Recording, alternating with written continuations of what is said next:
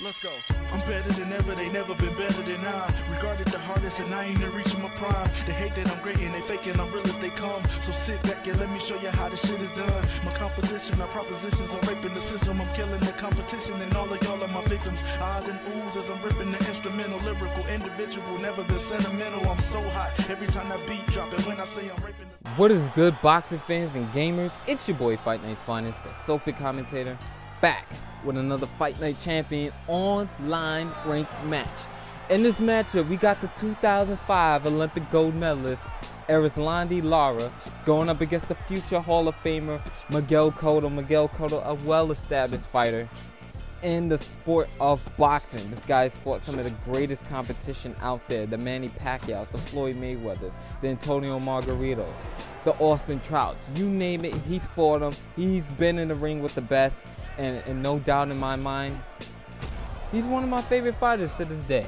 He brings an inside fighter slash swarming style towards the ring here tonight, and Erislandy Lara brings a more technical aspect. You know, he's a Cuban fighter, so therefore the Cubans like to bring a real technical style of boxing, and that's actually what we're going to talk about here today, is technical boxing.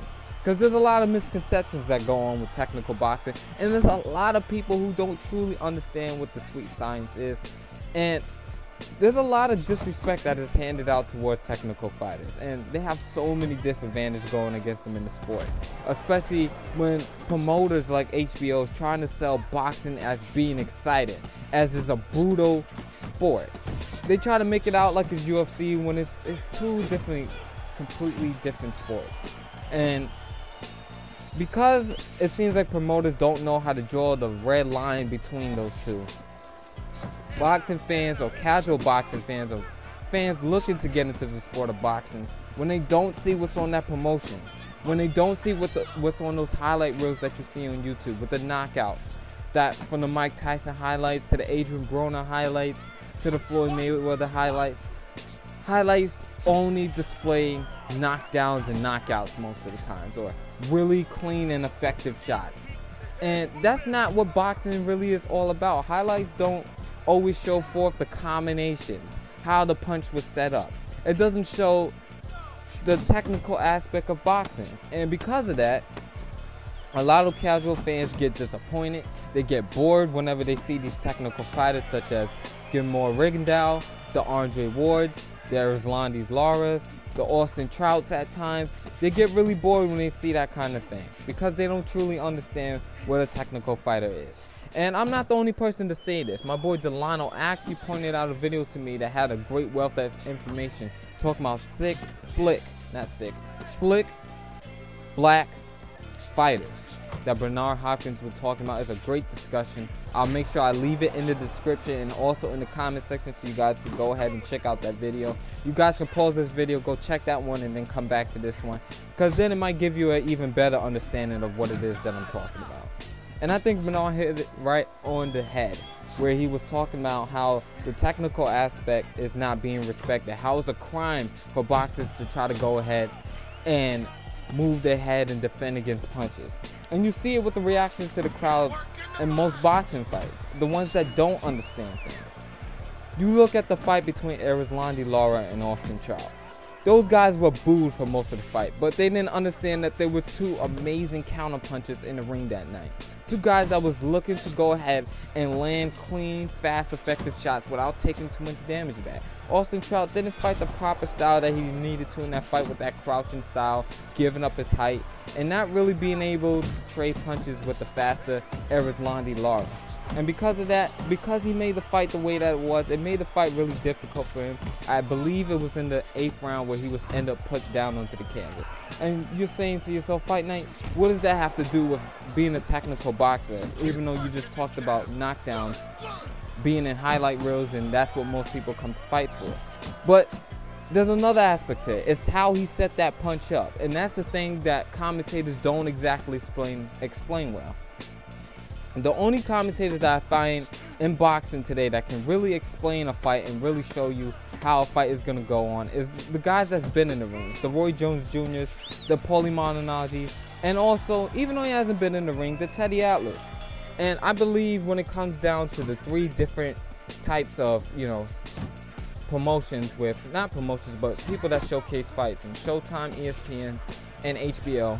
The worst when it comes to it is definitely HBO, because all they like to do is bring forth fighters that have knockout power. The Adonis Stevensons, the Gatti Golovkins, those fighters, the Mikey Garcias. And then they have great fighters, like they have a great fighter in Andre Ward, a really technical fighter who can't even sell out an arena. Why? Because people don't understand the technical aspect of boxing, and the only person on there that can actually explain it is Roy Jones Jr. Everybody else discredits what it is that they're saying. Oh, they just praising him because he knows how to throw the jab.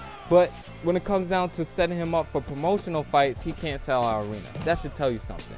But then on the other hand, you got Showtime with a great technical fighter in Floyd Mayweather Jr. Great technical, probably the greatest technical fighter of our generation, without a doubt. He can go ahead, he can do it all. And the thing about Floyd, I think he's the last person to go ahead and truly represent what defense is. As a guy who's able to stand right there in the pocket or be pushed up against the rope and defend from every single last punch that a guy's gonna throw at him, and be able to counterpunch or be able to slip in punches and move his head. Who can come forward on the inside, who can go backwards on the outside, who can stay at mid-range, who could trade with his opponents. A guy who's able to set up punches technically well. A guy who has an understanding that you're supposed to be punching for 12 rounds, that you're supposed to be fighting for 12 rounds. And he never takes a break. And that's a lot of things that you don't see with most boxers nowadays, is that they feel it's okay to take a break. They feel they don't have to fight for 12 rounds. And here's a good example of that. Oscar De La Hoya versus Felix Trinidad, where Oscar De La Hoya was ahead on points. So hey, let's run like a bitch the entire round and for the remaining later rounds. And he ended up losing the fight, not because he didn't outbox him, but because he decided it was okay to fight like a bitch for the rest of the fight. And you see that with a lot of guys nowadays when they step in the ring, is that the sweet science, quote unquote, means hit and not get hit. So in order for me not to get hit, instead of me learning the technical responsibilities of defense, we're gonna run around the ring today. We're gonna land one punch, and then we're gonna run around the ring. Gamboa is a perfect example of that with his last fight. I forgot who it was that he fought, but he was a perfect example of that. Land one jab. You know, he could have finished the guy off a long time ago, but he didn't want to do that. I respect Adrian Broner in the sense that he's there to fight for 12 rounds, and he's going to be there winning or losing. He's going to try his best to win the fight. And that's what I like in a fighter. It's a guy who's going to go out there, try to put on the show, try to punch, and try to also be still sound technically on defense. And it's a shame that most fighters don't get the representation, I cannot say that word today, but you guys know what I'm trying to say. From the commentators who are calling the match, from the promotions that all they're selling is the knockout powers, as we talked about earlier, with the Adonis Stevensons and the fighters of that category. And Bernard Hopkins made a great point in that interview. If you guys went back and watched or haven't watched it yet, listen to the part where he talked about Adonis Stevenson and how they were so surprised that he was able to box.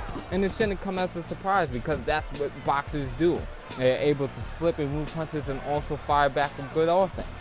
That's the whole point of being a boxer, is to be able to throw punches. This ain't Queensborough rules where we stand in the center of the ring and we both going out there and trading with full swings. Boxing isn't about brutality. The science isn't about fighting like a bitch. And also, defense can be compared to UFC with people who are submission specialists, guys who are on the ground and they're trying to go ahead and get that one submission in. And most UFC fans will start boring because it looks like they're just hugging each other, when in all reality, all they're trying to do is get proper positioning so that they can go ahead and get that submission hold in. Now, I'm not going to sit here and lie to you and act like I understand UFC and understand submission specialists that are on the ground and they just stand there and it looks like they're sitting in the same position, or they're just on top of their man and trying to pin them down to the ground. I'm not going to sit here and actually act like I understand it. But I will tell you this. You can tell by just watching how much effort that guy is putting in. And the commentators can't sit there and explain it to them to let people know what it is that he's trying to do. What position is he trying to get in? Is he trying to get into side control? Is he trying to get into a position where he can get off his back so he can go ahead and lock in maybe a triangle choke or some submission like that, a rear naked choke? So he could be doing something, and there's not commentators nowadays that can go ahead and represent that. And boxing fans don't understand technical or respect technical fighters, because as soon as they see somebody being technical, oh, he's boring. oh, this isn't cool, you know, I don't want to sit here and watch this. And this is the main reason why boxing isn't a major sport. And it's also the main reason why judging is corrupt as well, because all they're trying to do is sell the guy with better knockout power. If the guy's out there slipping punches, or he's out there throwing punches and he's doing it well, oh, you know, Adrian Broner might be a little more excited than Gavin Reese, just for an example, even though Gavin Reese got knocked out. He may be a little more excited. Or better yet, here's a better example. Julio Cesar Chavez Jr. versus Brian Vera. Brian Vera was there for 12 rounds, fought the way that a fighter's supposed to, also tried to do a good job on defense, and they ended up giving the fight to Julio Cesar Chavez Jr. Why? Because Julio Cesar Chavez Jr. has better knockout power, and he's the more technical fighter. Not that.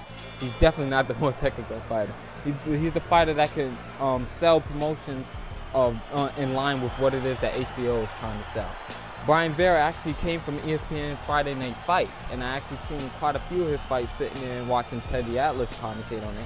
And he's a fighter who's definitely come up and understood what it was to be a real fighter. But I'm running out of time, guys. Let me know what you think in the comment section below. If you like my commentary and more commentary like it, go ahead and check out those guys in the description. This is your boy FightNightsFinest, the Sofa Commentator, and I'm off. Peace.